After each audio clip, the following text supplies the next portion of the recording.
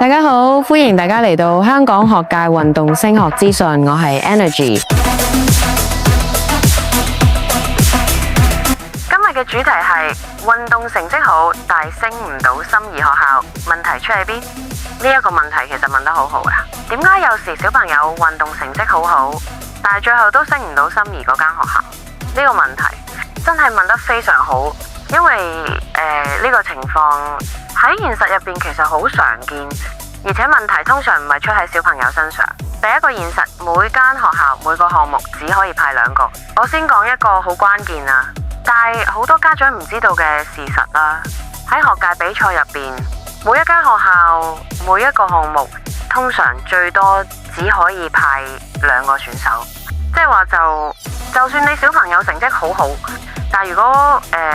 嗰間學校已經有2個同項目嘅選手，同埋成績真係穩定過你，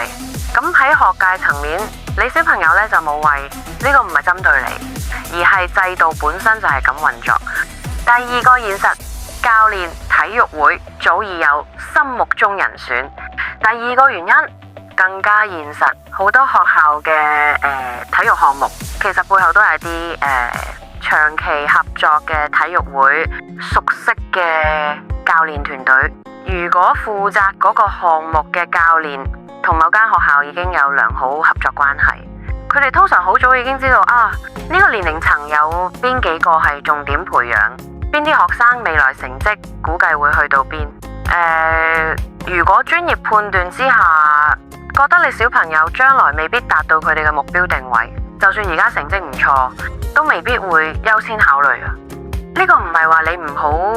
而係定位唔同。所以點解專業分析好重要呢？正正因為咁，專業分析真係好重要，包括地區性嘅體育會分佈，唔同地區學校嘅成績水平咯，教練之間嘅網絡啦，同齡組別嘅實際競爭情況啊。仲有一樣好重要呢，就對小朋友未來成績嘅合理估計，唔係幻想，而係根據成長速度、身體發展、訓練反應去判斷條路應該點行啦。推薦信唔係可有可無，喺呢個過程入邊，教練推薦信一定要有，而且唔可以流於表面嘅。一封有用嘅推薦信一定會包括呢係現時個成績計、訓練態度、出席率、守時、堅持、家長配合程度，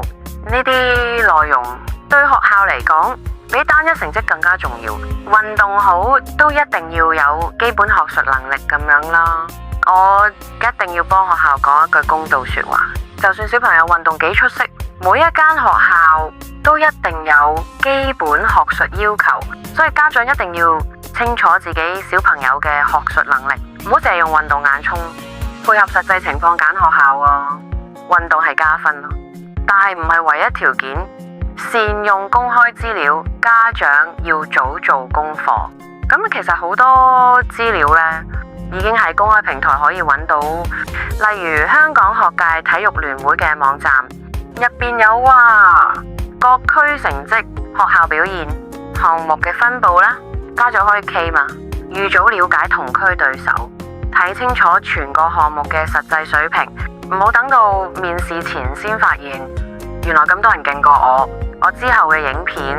希望可以加插實際成績公佈同分析，幫家長更容易理解每一區嘅劃分慢啦、成長慢啦，都唔使放棄。最後我想講一句好重要嘅說話，如果小朋友成長得慢，真係唔使放棄。只要訓練藍圖清楚、定位正確，家長冇中途放棄。我見過好多插班成功嘅例子，後發先至追上嘅學生，甚至係有心儀學校主動嚟揾你。即係如果要即係我用一句說話總結呢，